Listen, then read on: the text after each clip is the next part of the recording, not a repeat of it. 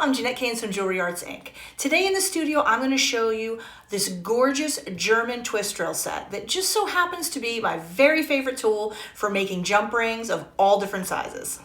Okay. Hi everybody. I wanted to show you a tool that we were going to make and instead we discovered it.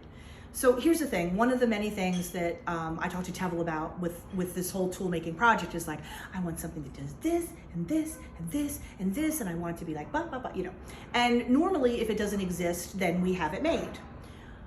So when I was talking to Tevel, I'm like, I want steel mandrels for making jump rings, filigree, and I want like every size imaginable. Do you know what I mean? In tiny increments. And I was explaining like, you know, this is all the things I want. And Tevel said, oh, well, but have you seen those twist drill sets that I have? And what this is a twist drill set. So it was not technically originally designed for making jump rings, but what it does have is a steel rod that goes in increments of 0.1 millimeter. So you have 1 millimeter, 1.1 millimeters, 1.2 millimeters, all the way up to 5.9 millimeters.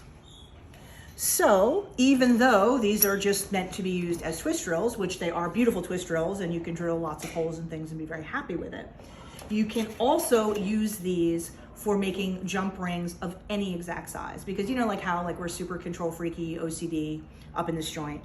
You know, I'll be making something filigree. I'm like, oh no, that's a little too big. Oh no, that's a little too small. So now a normal mandrel, like the wood ones we have, we drill a hole in the end. Now, although I could take a separating disc and like put a slot in these, am I gonna do that? No. Am I gonna tell you to do that? No. The only thing you do if you have a rod that doesn't have like a hole or a slit for kind of starting it is I just, on any kind of vise, it can be your engraving ball, any kind of tabletop, you know, put down, drilled down to something. So what you do is you do this, which I might need an extra hand to do this. Alana, would you mind twisting this closed for me, pretty please? So you basically put this in the jaws and then you put the wire sticking up. This is like a it takes a village demo.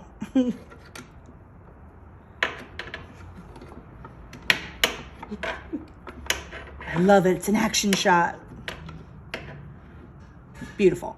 And you squeeze it, right? Because then it's held and I can take this and I can pull this around here and get a beautiful, really tight coil.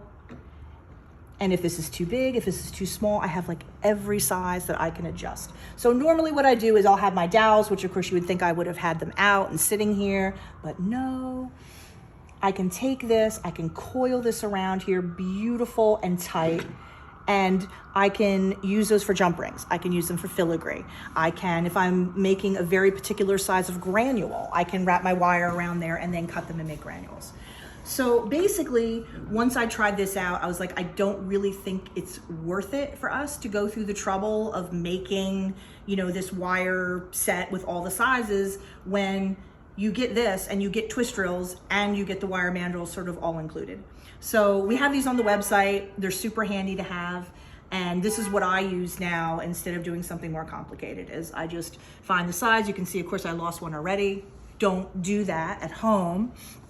But you see what I mean? They're all marked. So cute. And at the end of the day, or if you have to take them to class with you, you literally just like, boop, and it's so cute.